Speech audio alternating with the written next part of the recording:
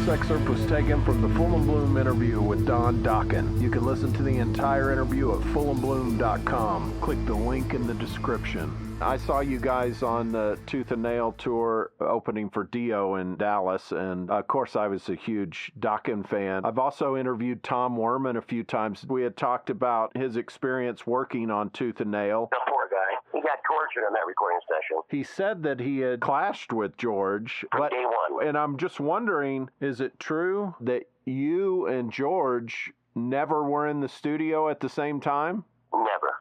We couldn't. George would record his guitar tracks in the daytime. I'd be home, and then Michael Wagner took over, and Tom did most of the record until Tom just couldn't take it anymore with George. George was just being a brat. So I said, well, we got to get somebody else to come in here and finish this record that George would get along with. And so I called Michael Wagner to come finish it. And Michael would just call me like 11 o'clock at night and say, okay, George and Jeff and Mick are off to the Rainbow to chase chicks and do blow. And I'd come in the studio, and just Michael and I would just do vocals by ourselves. Did you not cut any vocals with Tom? Was he already out of there? No, I don't remember. I think I cut some vocals with him. Yeah, I think so. Because it said he did pre-production for the album, and he helped select songs and help with some of the arrangements. Yep, and I think he cut all the basic tracks. Tom did the drums and the guitar and the bass. You know, I don't know what was going on with George then. He just tortured Tom. Tom was a really nice guy, and George just harassed him and tortured him, and it'd be like Tom would ask him to do it again or try something else, and he'd just go, no. You know, so we weren't getting a lot of progress. George just was very stubborn, and it just came to a breaking point. And I said, we'll never get this record done because George is not going to cooperate. So that's the way it was. So we brought in Michael, and they brought in Roy Thomas Baker, the famous producer, to oversee the whole thing. On Wikipedia, it said that George didn't want. Now, of course, I know you have an incredible friendship with Michael at this point, but it said on there that George didn't want Michael involved in it. No. And I just basically said, tough shit. He was worried that because Michael was my friend, he had this thing in his head that Michael would do the mixes and my vocals would be super loud. And I said, no, George, Michael's going to mix the album and the vocals are going to be where they're supposed to be.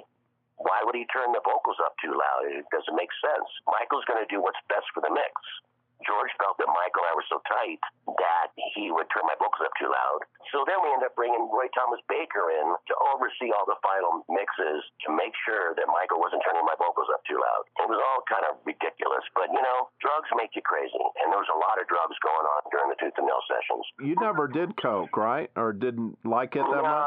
No, it wasn't my cup of tea. I think I tried it like in 1980, and I was like, what the hell is this? I didn't get it. I tried it, and I was like, I don't get it. Plus, it made my throat dry out, and I was like, no, that's not for me. I was more of a wine guy, champagne, red wine, and Valium to keep my stress down because there was so much bickering going on in the studio. And Roy Thomas Baker did a clever thing where he came in to oversee it. Nobody was allowed in the control room unless you had to wear a badge. He made these little badges, and I can't remember what it said on it. It was something about Baker or something, and he put blenders out in the little waiting room with rum and coconut, and he was making Mai Tais, and we'd all just be drinking Mai Tais, and I think that was Roy's way of just getting us drunk so we'd just mellow out. And it was pretty funny, but nobody was allowed in the studio. George was in there, I was out playing pinball. And then when George left, I would go in and I would sing, and Jeff and I would do background vocals. And it's a miracle the album ever got made. On tour, are you guys staying separated for that tour? No, we played for that tour, yeah, pretty much. I slept on a different floor. Now, it said there were 25 songs written for Tooth and Nail. Does that mean there's like 15 songs out there? I don't even know where they are. They were just demos, 8 tracks. I don't know what happened to those songs because those were the songs that George and Jeff and Mick wrote, and they didn't make it on the record. And I think that created a lot of animosity because the majority of Tooth and Nail was a lot of my songs that I wrote by myself. And I think they resented that. It wasn't up to me. It was up to the record company. They submitted their songs. I submitted my songs. They picked the songs. I remember George said he'd refuse to play In My Dreams. He just refused. And so he's, okay, I'll play it. And he would play it, but he would play it bad. And the song didn't sound good. And And I said, you got to, come on, man, put some fire in it, put some Lynch into it. But he hated the song, so he just wouldn't play it well. So finally I said, if you don't play it, I'm going to play it, because I wrote it. And when I said that, then he went in and did a good job. But I had literally threatened him that I was going to play the guitar on it, and then he didn't want that. So he finally went in and did a decent performance.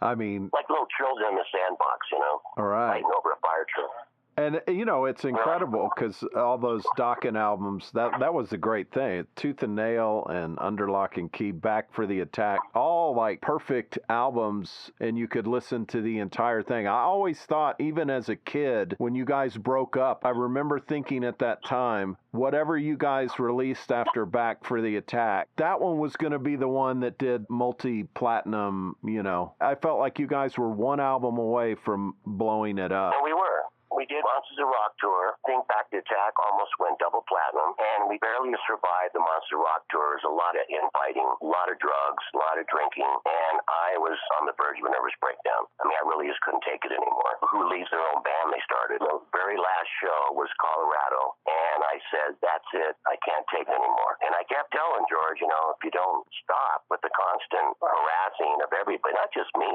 the road crew, the sound man, the bus drivers, like, I don't know what's going on in George's life. So the last show, we did it, and we had a big meeting afterwards with our manager, Cliff Bernstein, and the president of the record company, Bob Krasnow, and we had this big meeting about what to do. And Cliff said, look, you guys are one album away, one hit away of being in a headlining arena act next year, a world tour headlining. We were so close, and I just said, I can't do another record with George. You know, I can't do it. And I told Jeff and Mick, we can go on as Dokken, but we got to get another guitar player because I can't take it anymore. And they said they didn't want to. Nick wanted to go play with George because they grew up together. Jeff decided to go off and do a solo thing and be a lead singer, and he did 2 albums, I think War and Peace and Flesh and Blood, and they didn't do anything. And I just told him at that meeting, I can't do it. And that's why we decided to go to Japan, was our last leg. And so the record company said, well, I guess we'll do a live album, and that's why we did the live album. Just to backtrack a bit to Tooth and Nail, you wrote a version of Alone Again in 1975? Yep, when I was like 23 years old, and I did an 8-track of it. Actually, Bobby Blotzer played the drums on it. That was more of an Airborne song when we're still Airborne, and I wrote it, and we did it on a little 8-track studio. And again, you know, it ended up on a cassette and just thrown in my closet and was forgotten about. And when we did Tooth and Nail, the album was finished, and we gave it to the label. But by the time we did Tooth and Nail, all these bands were putting out ballad videos. Everybody had a ballad. So we didn't have a ballad on the album because George said, I don't want to do any ballads. We're a hard rock band, and he just thought that ballads were bullshit, and he didn't want to do it. So I found this song, Alone Again, probably one of the first recordings I ever did, and I took the cassette, played it for Jeff, and Jeff and I went in the studio and reworked the song to the current version. And that was the last thing we did to go on Tooth and Nail. And that song turned out to be a classic. It's what really pushed that record into the stratosphere, right? Yep. As soon as that came out, we went platinum. But it almost didn't make it. That's the same thing. George refused to do it. I wanted to do it.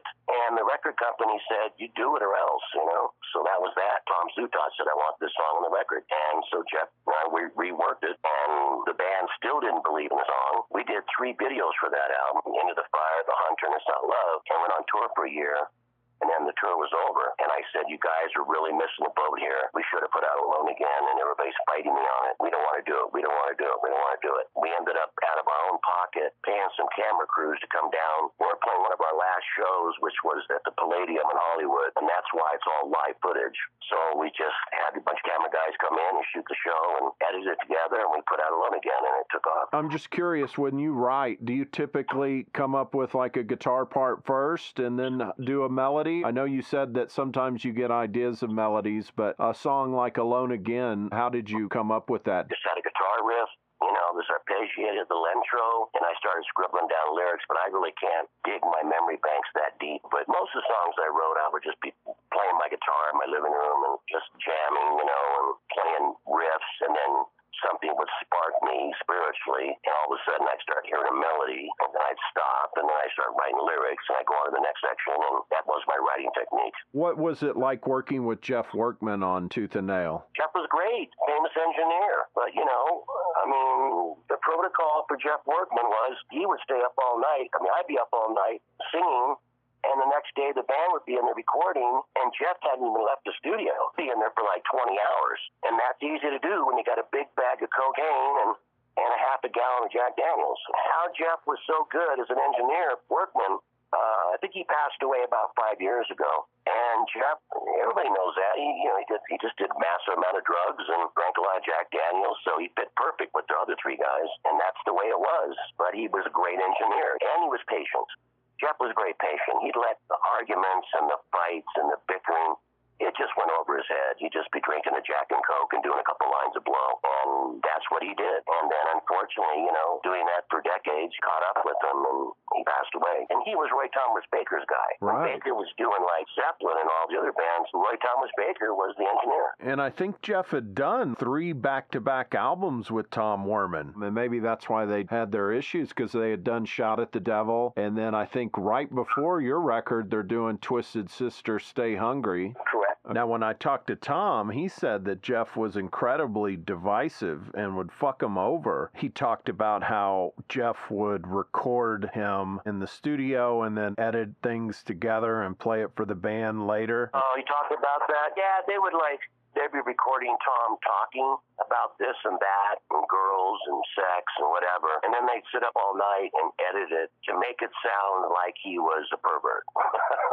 They would edit Tom talking and make it out of context, and they thought that was really funny, and I didn't think it was funny at all. Stupid, childish things like that. And I'd say, guys, you guys sat up all night for 6 hours editing Werman talking about various stuff. They'd kind of prompt him, and you're wasting all this valuable recording time fucking around doing things like that and wasting thousands of dollars. It was frustrating for Tom. He left the project, and I don't blame him. Any idea what that album ended up costing by the end of it? Just a nail? Yeah. No, probably $250,000. Looked like you guys were on the verge of losing your deal after breaking the chains. They wanted to drop us.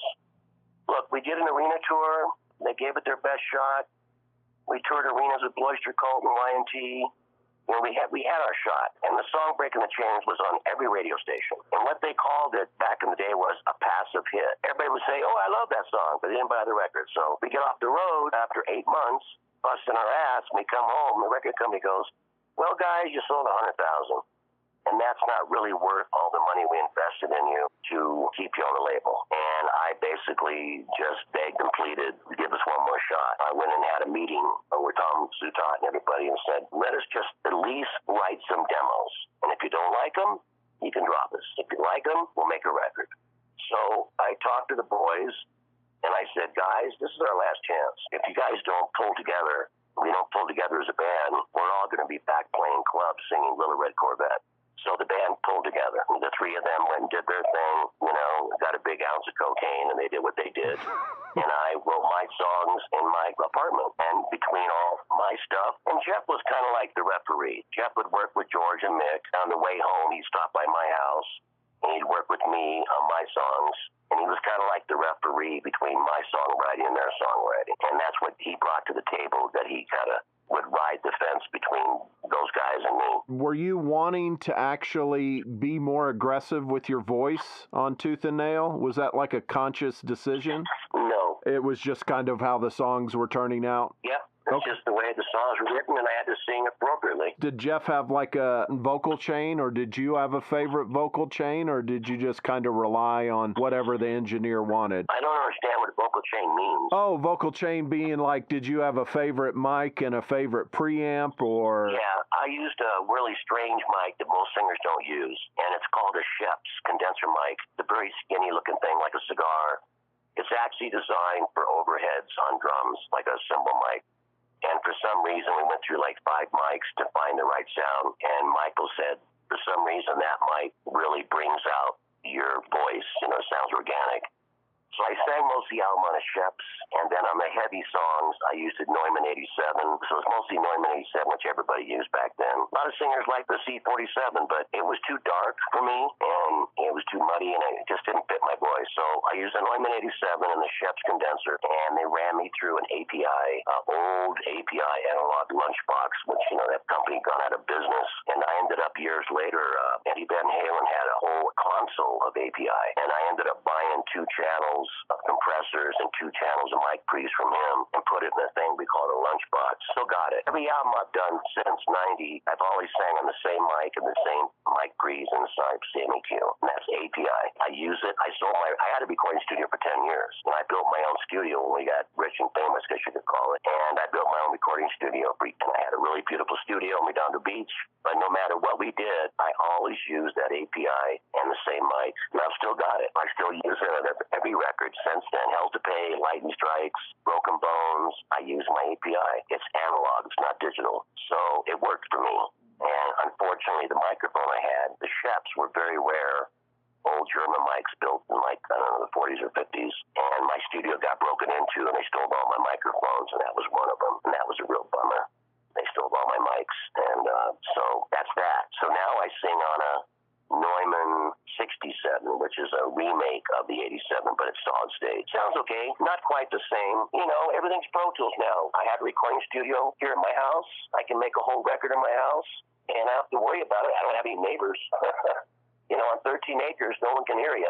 Right. So I have a full-blown studio, and I record here, and it's all Pro Tools, except for my analog outboard gear that I've kept from my own studio. And that's the way it's always been, and it probably always will be. Anything stand out from the Dio tour that you did for Tooth and Nail? I just remember it was fun. We were getting famous, and we were enjoying it, and there was a ton of girls, and it was sold out every night, and all I remember was just a great tour. It was exciting. It was in the winter. I remember some of it was in the winter. I remember they're getting off the tour bus and up to my knees in snow. Dokken always seemed to have a winter vibe to him. Yep, we were always on tour in the winter, which wreaked havoc on my voice. Was that intentional, or was that just because of the timing of things? Just timing. They want the record out for the holidays. They put it out for 8 weeks. We get it on the radio. That's November, December. And now we're ready to go on tour and back it up, and it's snowing like hell. Did you and George ever throw down back in the day? Unfortunately, yes, a few times. Who got the best? Not going to answer that.